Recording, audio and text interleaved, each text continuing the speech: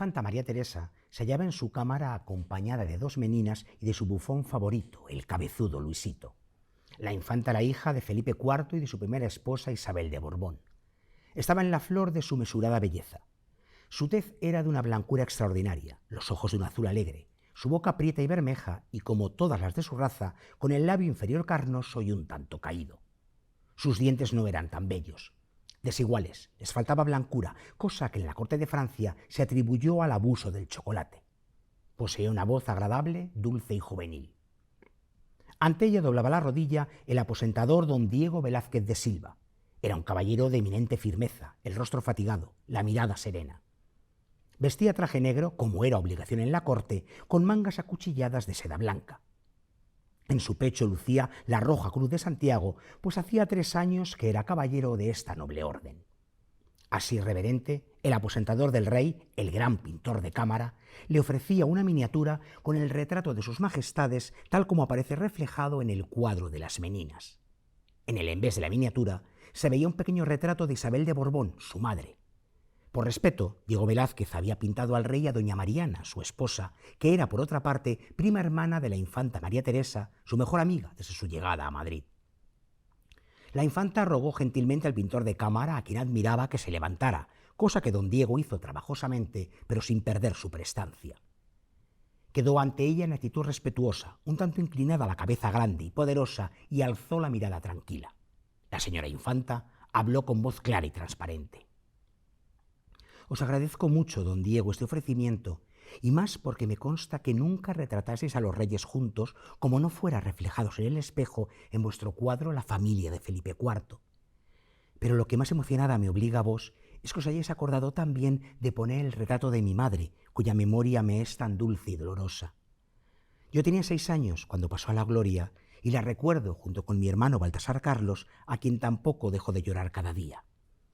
Ambos visitamos a mi madre unas horas antes de morir y ella nos bendijo amorosamente, desde lejos, no consintiendo que nos acercáramos por temor de que su mal se nos contagiase. Fue entonces cuando mi hermano Baltasar Carlos le dijo aquellas palabras que tanto se han repetido. Reinas para España hay muchas, pero príncipes hay muy pocos. La llevaron a enterrar al Escorial, lugar que no había querido visitar jamás y que ha sido su última morada. Os estoy muy reconocida, señor don Diego. Poco más hay que decir, porque ya lo han visto y ya se ha dicho en el texto, ¿verdad? Las Meninas, Pablo Vilaboy, de Diego Velázquez. Tal vez mi cuadro favorito, en esas sentencias a las que yo llego conmigo mismo. Bueno, pues allá por los años 90, Néstor Luján se aproximó a los diferentes personajes que conforman esta obra maestra de la pintura y desarrolló un encaje argumental en que dio voz a todos y cada uno de ellos, contándonos además pequeños retazos de su historia. Estos espejos paralelos fue finalista del Premio Planeta en el 91 y era un corolario de la trayectoria en novela que el famoso gastrónomo Néstor Luján inició entre mediados y finales de los 80. Cultivó sobre todo novela histórica con tintes policíacos. Siempre. Y con espejos paralelos, cierto es que tiene un tono un poquito de novela negra también, porque tiene sus misterios y sus recovecos, pero se aproximó más a un modo muy peculiar de novela histórica pura y dura, sustentado en la fascinación de las Meninas. Hubo unos años en los que leíamos compulsivamente a Néstor Luján, porque además, como tú has contado, él era un reputado gastrónomo y tiene libros deliciosos, valga el adjetivo, sobre diferentes aspectos de la cocina, de la comida, de las tradiciones culinarias.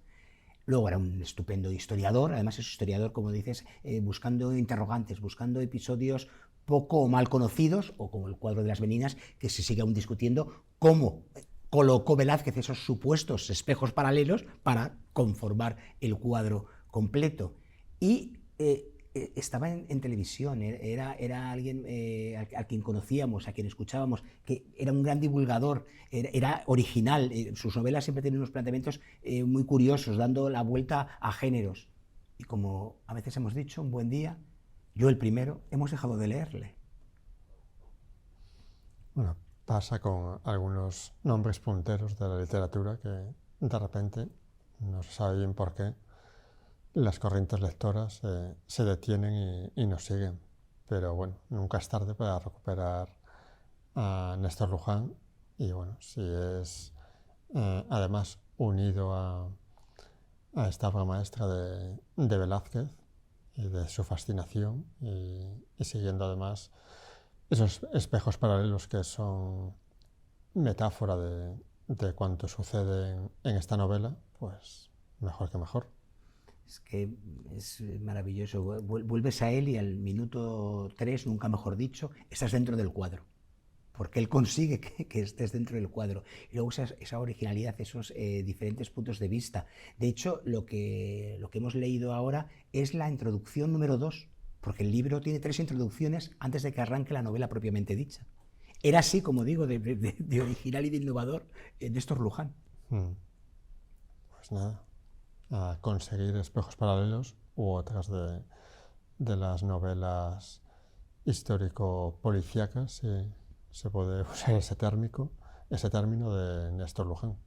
Decidnos quién mató al conde, que decías, fue su primera novela, novela histórica, y yo siempre recuerdo con muchísimo cariño, no puede ser de otro modo, en Mayerlin una noche, porque en Mayerlin se supuso durante un tiempo que se había cometido un crimen, y Néstor Luján fabula con que la emperatriz de Austria-Hungría, Elizabeth, sí, para los amigos y para Romy Schneider, y para todos los de varias generaciones, llama a los detectives punteros de la época, Sherlock Holmes y Hércules Poirot.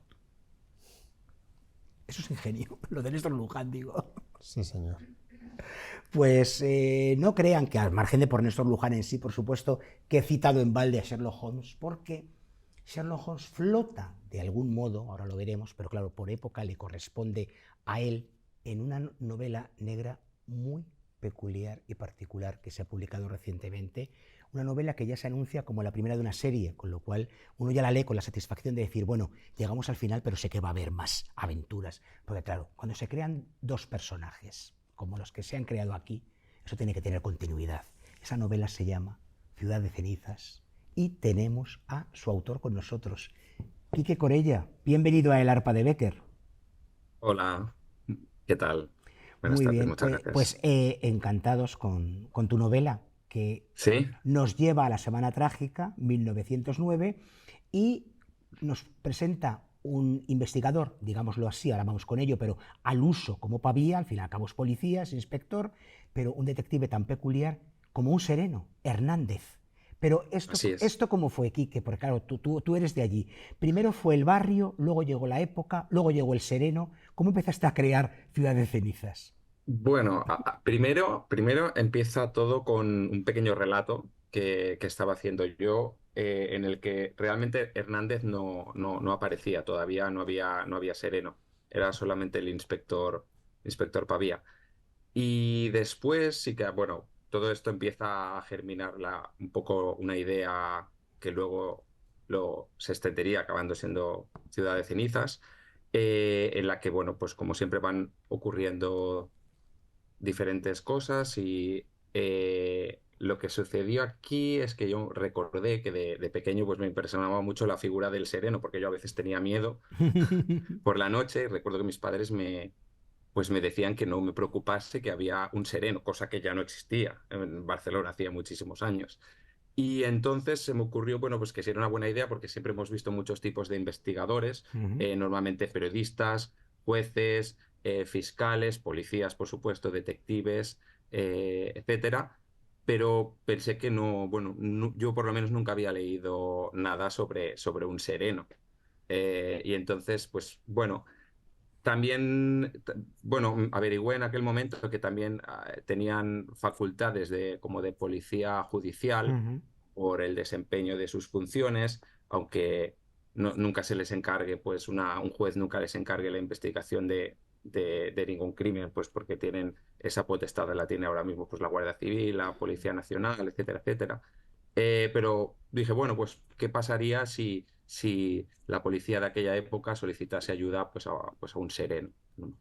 Y fue un poco así como surgió la pareja, ¿no? Ujú. Y luego, como digo, claro, en una zona que tú conoces muy bien de Barcelona, Sí. porque al fin y al cabo Mm. es tu barrio. Sí, sí, totalmente.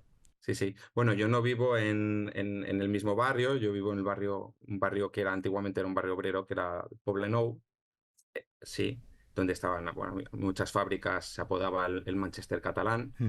Eh, pero sí, sí, me pareció muy interesante y la zona, el barrio que protagoniza un poco la historia, porque estaba inmerso en una reforma en aquel momento que era la Vía Laietana, que, bueno, muy importante, exacto, en Barcelona.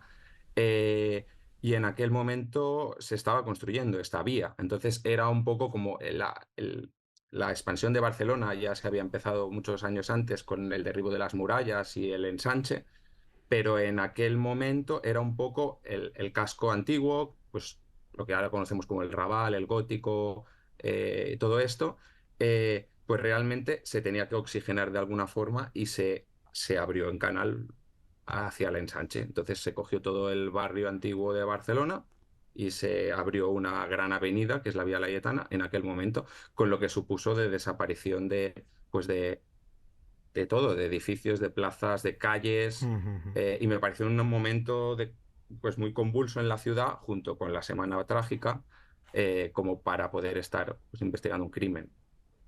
Claro que sí, y así empezó a fraguarse esta serie que, como digo, ya se anuncia como serie, o sea que ya al lector le dejas tranquilo, porque sabes tú, esta impaciencia del lector, sobre todo del género, que cuando acaba una novela, si no sabe que va a haber continuación, a veces igual se queda como, ay, pero ya está, Sí, hasta aquí hemos llegado, tú ya lo anuncias.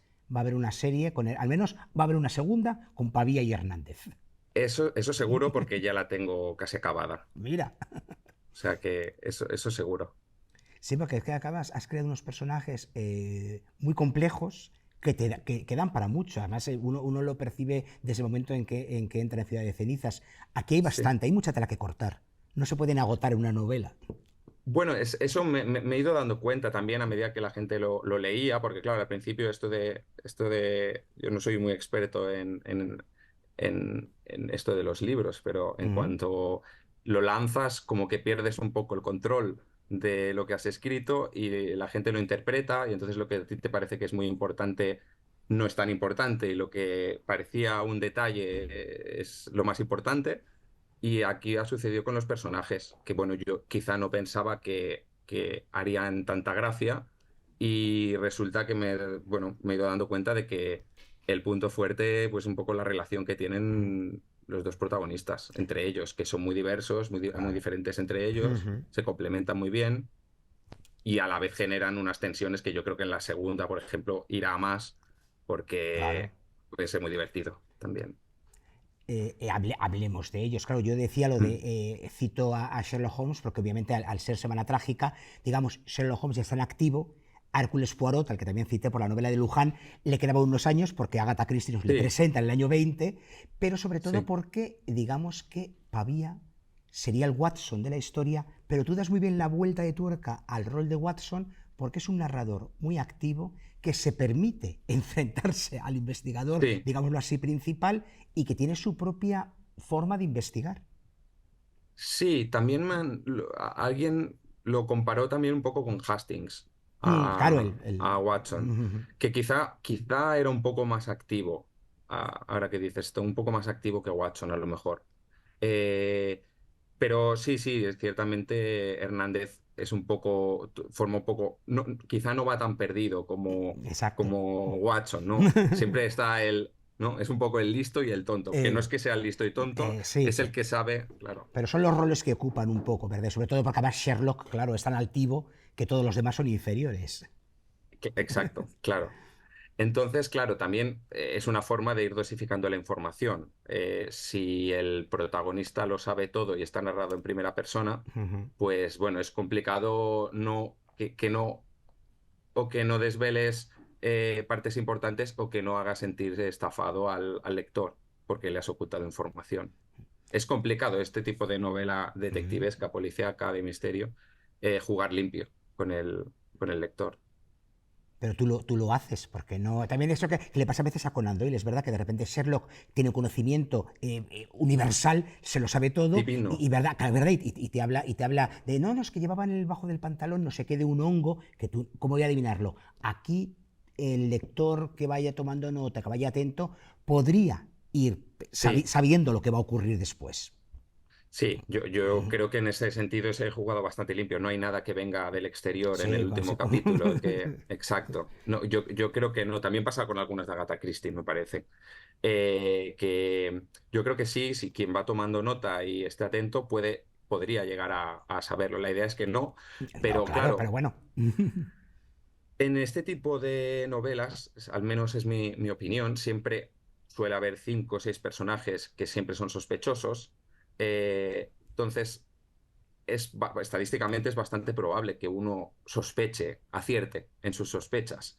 El tema es si le queda lo suficientemente claro que Eso. realmente es el culpable, porque si no lo tiene 100% claro, no vale, porque es fácil que aciertes. Basta, ¿no? Lo típico, vamos a la obra de teatro de La Ratonera, de Agatha Christie, tenemos todos los personajes, hacemos una apuesta antes, seguro que alguien acierta, Eso lo decía, ¿no? eso lo Pero decía, lo decía, claro, lo decía ella en el prólogo a sí, Carta sobre la mesa. Decía, a veces la claro. novela policíaca a veces es simplemente una carrera de caballos. Tú apuestas por uno y veremos quién llega al final. Exacto, pero si no hay una justificación detrás, ¿por qué Exacto, crees? exactamente. A mí, para mí no han acertado. No, Entonces, totalmente de acuerdo contigo. intento ocultar esto, o sea, vale, puede ser que alguien acierte, pero ¿cómo no hacer que al final se sienta defraudado? Pues a través de el móvil, también hay que saber el Eso es. móvil, Sí, sí, sí. porque además, sobre todo en esta época que está narrada, no sucedería en una novela policíaca actual, eh, si no había un móvil, era muy difícil descubrir a un asesino, porque no había pruebas empíricas o no, quiero decir, no había... Bueno, aquí justamente se empieza a narrar el inicio de la dactiloscopia, Está, está, etcétera, etcétera. está muy bien integrado en la historia, pero sí, pero como dices, pero para ver eso, es que antes se investigaba de ese modo y solo era posible, como dices, resolver un crimen. Bueno, hay que ir de Jack el Destripador, como dices, Claro, exacto. al no encontrar el móvil auténtico de los crímenes de Jack el Destripador, fue imposible saber quién era. Claro, bueno, porque el asunto del asesino en serie es muy posterior. El Ujú. asesino en serie es una creación posterior, un Sí, descubrimiento sí, posterior. muy bien. Simplemente no se sabía quién podía haber sido. Luego se crean los perfiles, ¿no? Ujú. Y todo esto, pero antes no existía un ADN donde ahora podemos descubrir a un asesino sin saber por qué lo ha hecho. Exacto. Antes Será era imposible, imposible. efectivamente.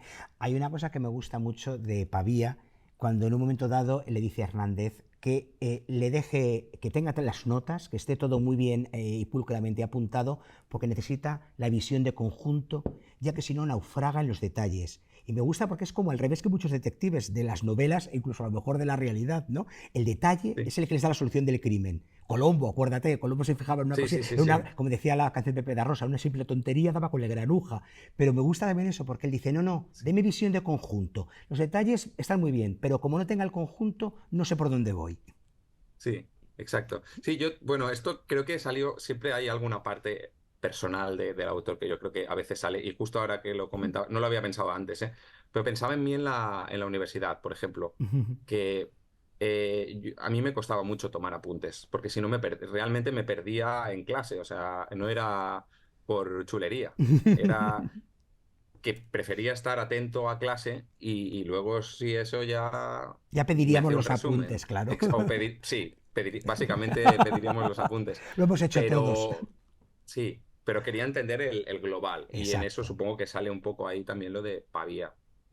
Claro, claro, por eso, Con una visión general se pueden enlazar mejor las cosas. además te digo, me gusta porque le caracterizas ya desde la primera novela como investigador por algo. O sea, eso, te acuerdas de Poirot por las Sí, células grises, de Holmes por su lógica implacable e inapelable, y yo ya desde este momento digo, mira, todavía me acordaré sí, por eso. Visión general, no detalles. sí, pues sí. O sea, que ya le has dado un punto bueno. Hay otra cosa muy interesante en el libro, que es que se nota que el narrador escribe desde el futuro. Por eso un poco contabas de Vía Laietana y otras cosas. Él va Sí, anticipando algunas cosas históricas que ya han sucedido cuando escribe y que no han sucedido aún cuando la la acción época. se desarrolla. Ese Sí, punto también me gusta, como escribe desde el futuro el tío. sí, sí, creo que, no sé si te refieres concretamente, me parece que hay una coñilla, ahora no Sí, recuerdo muy bien, pero que dice, ¿no? Ya se verá llama, cómo le acaban ya ando Vía llamando Laietana ya la y Yetana. en algún momento más sueltas una cosa así, como él dice, Puede ser, ay, no sabía Hernández que al final Tacatá, no sé, en otro momento también lo sí, cuenta. Y digo, esos puntitos así que son muy pocos, pero me gustan porque, claro, es todo el rato decir, eso, piensa que él ya habla desde su presente, que es sí, el futuro de la novela. sí. Lo que yo no tengo muy claro, esto lo tenía claro, que escribía del futuro, pero no tengo muy claro todavía de qué futuro. Ah, muy bien, eso está bien, o sea Del que... futuro también dependerá de cómo siga la serie, también el futuro del que habla. Pero Claro. sí, sí, porque claro, en aquel momento además estaba proyectada, la Vía Layetana estaba proyectada como Gran Vía A, si no me equivoco, era Gran Vía A. Y había alguna más con la B y la C, y esta la acabaron llamando Vía Layetana, Oye, posteriormente. Quique, por último también me gustaría hablar de la estupenda reconstrucción histórica que haces, porque estás contando los prolegómenos y el momento concreto que luego se llamó Semana Trágica, y reproduces Sí, muy bien todo aquel ambiente, o al menos uno lo siente con mucha viveza.